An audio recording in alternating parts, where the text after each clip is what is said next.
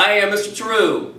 In this second of two videos covering the chi-square test, the first video being on one-way tables, this video being on two-way tables, we're looking at the analyzing categorical variables and looking to see if we have equal distributions or an association between two variables in these two-way tables. So let's get started. We are going to start though with an example from an old chapter, the two-proportion z-test. And then we're going to relate this two-proportion z-test to our first example of doing the same problem with a chi-square test, and then move on to a bigger two-way table in our second example. Do men and women snack differently? You take an SRS of 380 men and an SRS of 370 women. 68% of men and 53% of women say that they snack. Is there convincing evidence that there's a difference in the snacking habits between genders? Now, I'm going to just show you the work and the final answer that we'll refer to back later in this video. But this is going to be a two-sided test. Okay, we're going to be looking for the proportion of men minus the proportion of women not equaling 0, because all we're being asked about is there a difference in their snacking habit? We're not assuming that men snack more or women snack more. So based on that, we have an H sub A statement of the proportion of men minus proportion of women equals 0, and then that difference is not equal to 0. Remember, I like to set up my statements like this to make sure that my shading is in the correct direction at the end of the problem. It's not required, and indeed, if you're using your calculator or computer, they will not have the hypothesis statement set up quite like that. Now, because H sub O is assuming that the proportion of men and women who snack is the same, we are going to do a pooled proportion test, two-sample proportion z-test. Here's our z-score calculation, and our final result is a p-value of 3%. So there's good evidence that, yes, there is a difference between the snacking habits of men and women. Now, if you want to see this example worked out completely, click on the link of the two-proportion z-test, and I'll go over all the condition checks and the proper summary statement and whatnot. But we're going to do the same test now with a chi-square test. You can or have the option of doing a chi-square test on a two-way table when you have this two-proportion setup. It's a little bit quicker maybe, or just a little bit different with the chi-square test. The limit with the chi-square test though is it only directly relates with a two-sided test. So if you're expecting men to snack more than women, let's say, this p-value would be 0.015, where the chi-square test would give you 0.03. I'm giving you a preview about comparing those p-values. So let's enough with the preview and actually get into the chi-square test. Bam! Now, what I've done is I have summarized the results or the values that were given in that two-proportion z-test into a two-way table, comparing the gender of the respondent with whether or not they snack. Now, what I've done is, we said we looked at 380 men, so I multiplied that by 60.8 and rounded off the count value to 231. I set up the question to purposely get count values that are very, very close to that. And these are supposed to be actual observed counts, not calculated counts. So it would not make sense to have a decimal in this table. So 60.8% of 380 and 53% of 370 gives us the number of yeses between male and females. So of course I got gender, whether they said yes or no, and I have a two-way table. So we're going to now set up a chi-square test on this two-way table. And again, this direct back and forth is not only possible when it's only two samples, but two-sample proportion z-test, but there is that nice direct relationship here. If our tables get any bigger than this, you will generally be doing them with a chi-square test and not be trying to turn it into a two-proportion z-test. Though you could force the issue, but I'm not going to speak about that in this video. This two-way table, because you are comparing, this is a two-way table because you're comparing gender and whether or not they snack. So you are comparing, two categorical variables. The size of this table is a 2 by 2 table We describe size by row, the number of rows by the number of columns. And the chi-square test on categorical variables, when displayed in a two-way table, will allow you to determine if those variables have the same distribution. So in this case, is the percent the same between men and women who snack, or are they different? Or if they are associated or not. This second language about them being associated or not, or independent or dependent, is saved for when the data is only collected with one SRS. Our problem stated that we had an SRS of men and women, and those two SRSs were independent of each other. So thus we're going to be using the language of same distribution or same proportions. Next screen. Let me make a comment about this item here written in purple and repeat what I said on the previous screen. Chi-square tests on categorical variables displayed in a two-way table will allow you to determine if those two variables have the same distribution, not one's higher than the other. So that is why a chi-square test will always give you the same p-value as a two-sided proportion, in this case a two-sided two-proportion z-test. Now we're told that we have an SRS of men taken and there was an SRS of women taken. We compared those two proportions. So thus, we're going to do a chi-square test for homogeneity of populations. Whew! Glad I got that word said right. So we're going to state the hypothesis first. H sub O, the probabilities of snacking is equal between the genders, or you could say the distributions, and the probabilities of snacking is not equal between the genders. Our conditions are, we need an SRS. They need to be independent of each other, the men and women. So men and women must be an SRS from each respective population, and we do always want those populations to be greater than 10 times the sample size. Also, all of our expected cell counts are greater than 1, and no more than 20% are less than 5.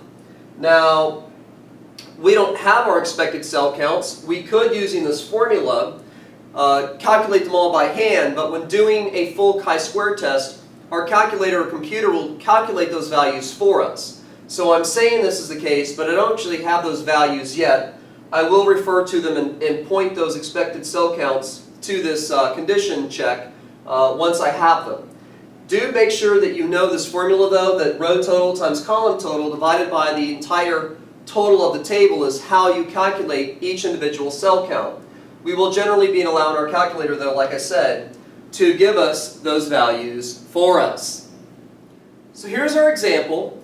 As you can see, I've got the chi-square formula written. It's the same as we had in the first video. Chi-square is equal to the summation of the observed data minus the expected, well, not data, but counts within the cells. So observed minus expected cell count squared divided by the expected cell count of each individual cell in that table. And we had a 2x2 table. These are the expected cell counts that we have that our calculator gave us. And with 4 cells, we have 4 multiplications. So we have observed minus the expected value squared divided by the expected value came out to be 0.992. And then we have our other 3 values here that add up to a chi-square statistic of 4.67. Now, in a two-way table, your degree of freedom is the number of rows minus 1 times the number of columns minus 1. And since it's a 2x2 table, our degree of freedom then is just simply 1 times 1, which is 1. And the p-value is 0.03. Now, chi-square distributions, again, appear to have this right skew distribution, and our chi-square value is here over 4.67 units. And then this tail area is 0.03. Now again, if you go back to the beginning of this video, this is the same p-value that we got from our two-sample proportion z-test that was two-sided. And again, for the third time, I've noted that they're the same. Just trying to really emphasize that this is related to a two-sided, or gives you the same answer as a two-sided z-test. So our conclusion, of course, is the p-value gives us pretty good evidence against HO. There does appear to be a difference in the snacking habits between men and women. Now, there is, again, Chi-square will only tell you if there's an association there or if the distributions are different. It will not describe what that difference is. So we did have in our original problem that said that we observed 68.8% of men snacking and 53% of women. And if we'd like to discuss what we observed, the differences in those distributions in our summary statement, that's when we go back and look at those examples. So that's the first, that's the end of my first example. Bam! Let's do another one. In our next example, we want to study the relationship between education and income levels. So we take a single SRS of the population of all working adults, size 591. Are these two variables independent or dependent? I'm making these questions up. I'm sure in your textbook you'll have a bit more of a wordy setting. And I just want to emphasize here, though, that we are talking about one sample being taken as opposed to two samples being taken, like in our first example, where we had an SRS of men and then another SRS of women, and those were independent of each other. So the fact that this is a single SRS, and we're going to measure a couple of categorical variables within those respondents of that SRS, we're going to have a name change for the chi-square, the type of chi-square test it is, a little bit of rewording of H sub O and H sub A, but everything else pretty much works the same, or actually identical to the first example. So is education independent to income? Now I've used this example before when we talked about two-way tables many chapters ago. Fairly straightforward example. I've made up my own numbers. And we have no high school education, and then college. And I'm not talking about 2-year and 4-year degrees and masters and doctors. We'll just simplify it and say college education. We have some categories of income, less than $25,000, between $25,000 and $40,000. And if you cross that $4,000 threshold, we're into $40,000 and $65,000. And then finally, those people that make over $65,000. In green, we have our supposed observed, our made-up numbers, but our observed counts. And we're not going to use these proportions in the calculation of chi-square. We need to, and can only work with count values to actually run the test. But if we determine at the end of this problem that, yes, these are indeed related or associated or dependent variables, then I would like to be able to discuss in my summary statement what patterns did I actually see in the data? And I'm going to use these percents to do that. I've made these column percents. You can see I've got the bottom margin distribution. And I'm doing column percents because I do believe that your education helps to determine, of course, how much you make. And as a teacher of a higher level math, of course, I'm hoping that the more education you have, the higher that you do tend to make. And that actually is a proven fact. These, however, are just made up numbers so that I could not worry about copyright issues and referencing some other study. At any rate, let's state our hypothesis and do our checks. Since again, we are collected this data from a single SRS, now we're going to call it a chi-square test for association or independence. Our hypothesis statement is H sub O, education and income are independent. You could also say there's no association between income and education. And H sub A is that education and income are dependent, or that there is an association. Our conditions, SRS, we've randomly selected people for this study through an SRS, just one, and all the expected cell counts are greater than or equal to 1, and no more than 20% are less than 5. Now again, there's a formula to do this by hand, but we will be allowing the calculator to define these values in bulk for us for the entire table. So I've written this check, but I'll reference it later on in the problem after we've actually run the chi-square test and allowed the calculator to give us those values. So one last screen and we'll be done with this example. So here we have the last step. Run the calculation. Now, unlike in the first video where we were doing chi-square test goodness of fit, we do not have any issues with the age of the calculator, 83s, 84s with the old software. All calculators that I know of will run a chi-square test on a two-way table just fine. Remember, we had a little issue with the chi-square goodness of fit with TI-83s and the older software on the TI-84s if it's not been updated.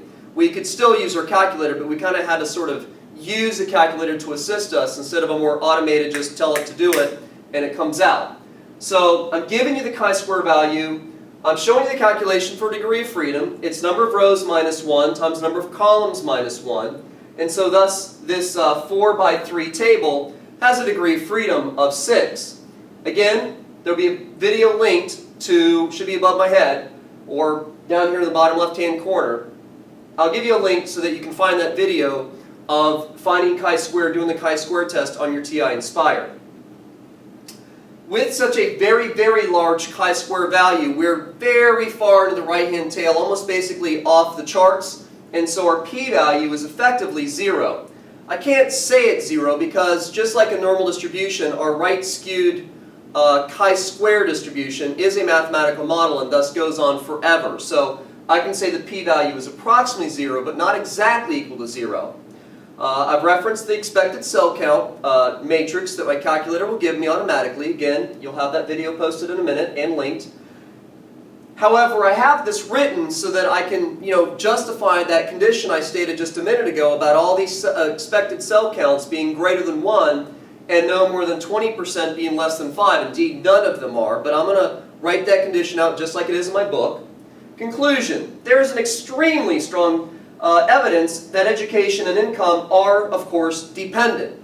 Thus, I have very strong evidence for H sub A, with a p-value of near 0. Notice my conclusion is incorporating my p-value and referencing whether I'm feeling there's evidence for H sub A or not for H sub A. We observe, now, this last sentence, we observe 64% of non-high school individuals with, non-educated making less than $25,000, while 69% of college-educated made over $40,000. I combine those last two groups. It's just one example. We've now said in the first sentence that they are dependent, that there is a relationship between the two variables. Whether your teacher wants you to go on and describe what that relationship is now that you've said there is one or not is up to that teacher. But remember, we made those column percents with the income sort of being explained by the amount of high school or education you had, by doing column percents. And I'm going to just go back and look at these values and analyze what's going on. You can clearly see that the non-high school students compared to even high school and then, of course, college, that you have a much higher percent of people making not so much money, or with the college-educated people, a greater percent making more amounts of money. So you can include some of those percents into your conclusion at the end so that you can sort of, explain or describe what patterns you saw in those numbers. And that's all I got to say. That's two examples for chi-square. One where there's two SRSs and one, the second one, where there was only one SRS. Really, just sort of a name change on the title and a slightly different wording of H sub O and H sub A, and you're good to go. Bam! Go do your homework. Thank you for watching.